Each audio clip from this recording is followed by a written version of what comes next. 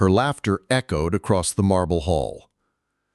"If you play that piano, I'll marry you," the young millionaire said, thinking it a joke. But in the corner, a thin girl in a faded dress stepped forward. She was the janitor's daughter, and her fingers were trembling. Not from fear, but from the memory of a promise she could never break. The ballroom shimmered with golden light, its walls lined with crystal and champagne. Laughter spilled like perfume into the air, sweet and sharp, where the wealthy gathered under chandeliers as bright as day. In the center, a polished grand piano gleamed, untouched. The young millionaire, Isabella Holt, stood beside it in a gown the color of moonlight.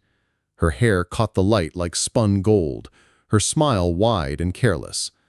Surrounded by admirers, she pointed at the piano with a glass in her hand. "If anyone here can play something worth remembering, I'll marry them," she declared, her tone dripping with the confidence of someone who never expected to be challenged. It was meant as a joke, an impossible dare. The crowd roared with approval. But near the far wall, half hidden in shadow, a girl paused. Her dress was plain, her shoes scuffed, her hands carrying an empty tray from clearing glasses. Dust from the service hallway clung to her hair.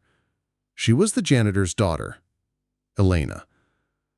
For months, she had slipped into this ballroom after hours when it was silent and still, her fingers tracing the smooth keys of that piano, though she never dared press them in front of anyone. She knew every note, every key, every crack in the ivory, as if it were breathing. Her heart pounded. The dare wasn't meant for her. But she remembered another night, 5 years ago, in a tiny apartment above a laundromat, when her father had taken her hands and whispered, "If you ever find a piano, play. No matter who's watching, it's where your soul belongs." Her father was gone now, taken by an illness that came too soon and too fast. All she had left was that promise. Isabella's friends were still laughing when Elena stepped forward. The crowd stilled, surprised. The girl had no invitation, no silk gown, no pearls.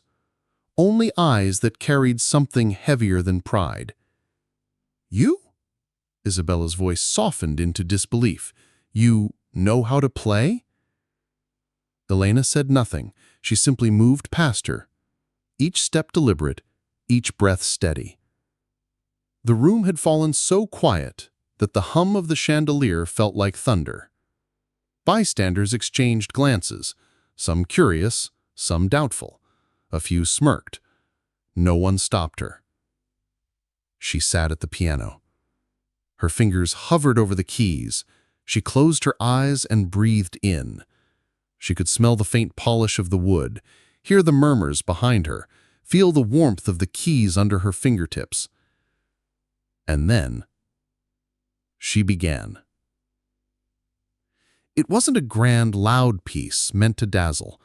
It was something tender, melodies shaped like whispered prayers, rising and falling as if speaking a language only hearts could hear. Every note held her father's voice, his laughter, his hope. The sound wrapped around the room, soft but unshakable, silencing every breath. Eyes glistened. Shoulders softened. Even those who doubted felt their chests tighten.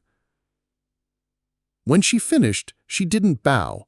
She simply placed her hands in her lap and looked straight ahead, her face calm. No one moved for several seconds.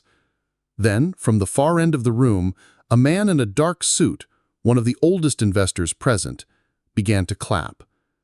Others followed, slowly at first, then with rising force, until the applause filled every corner. Isabella stood still, her smile gone. For the first time, she seemed unsure. She stepped towards Elena, her voice low. That wasn't just music. That was everything. Elena met her gaze, her voice steady. Some promises are worth more than gold. The crowd heard it, and the words lingered like an echo, passing from ear to ear. Isabella extended her hand, not in jest this time, but in respect. "I don't know who you are, but you've changed this room tonight." Elena didn't take her hand. She only stood, nodded once, and walked back toward the shadows she had come from. And though she returned to clearing glasses, people's eyes followed her now, not with pity, but with something far rarer. Quiet. Respect. Some would later say that the millionaire's challenge had been won that night, but others would whisper that the real victory was not the dare itself.